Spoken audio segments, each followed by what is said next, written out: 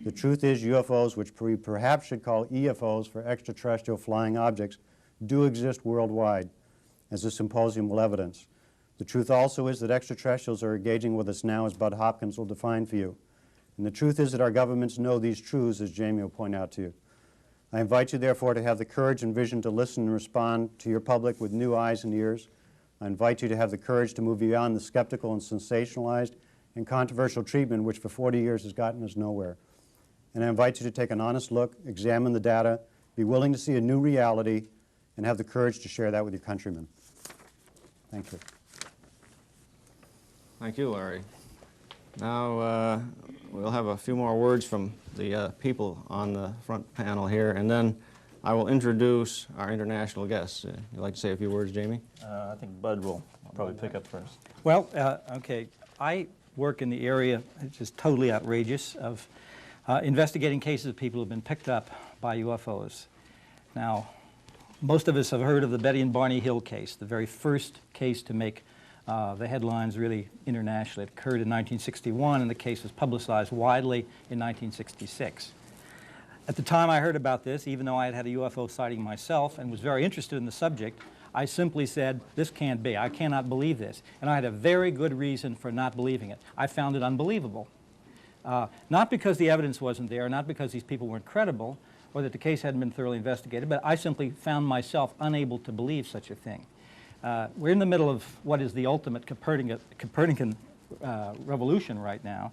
We're having to come face to face with the idea that, in fact, there is an intelligence out there that is different from ours, superior to ours in certain ways. The cases that I have looked into, and I have dealt over 12 years with 140-some different people who have been abducted. Of that 140, about 5 have allowed their names to be used. There is a tremendous hesitancy, a tremendous desire to hide from the people like you who would like to talk to these people, because there's a sense of shame connected with it, a sense of being involved in something that the abductee himself or herself believes is almost unbelievable. It's a very emotionally rending story. These people come, though, from every walk of life. 3 of them hold PhD degrees. 5 of them are psychotherapists. 1 is a microbiologist at a New York City hospital. 2 are police officers, 1 a New York City police officer, and so forth, a museum curator. These are people who we could interchange with all of you sitting right here, and there would be no apparent difference in the way people look and act. It has happened to them. They have been picked up, taken into craft, put on tables. There's a physical examination.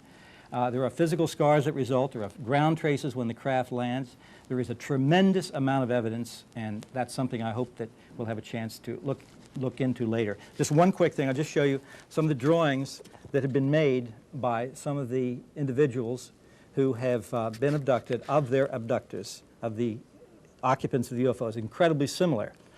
And just one last little note. A man who had remembered a great deal of his abduction experiences without hypnosis — it's a myth that hypnosis is essential to these cases — took one look after he made his drawing of the figures that he remembered. He took one look at these pictures and jumped almost out of the chair. This is a big man, a businessman, burst into tears.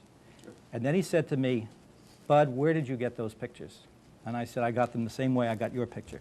The evidence is there, gentlemen and ladies, and I hope you consider it. Can I ask you a follow-up? Go ahead. Since we have an international audience, what countries did these take place at? Well, pictures I showed you here, one took place in Mexico, one in Canada, and the other 4 in the United States. We have them from all over the world, and Cynthia Hine from Zimbabwe has cases that parallel these, South Africa. It's international. You want to say some words, Jimmy? All right, the area of investigation that I and my associates, Bill Moore and Stanton Friedman, have worked in primarily is the area of what does the government really know?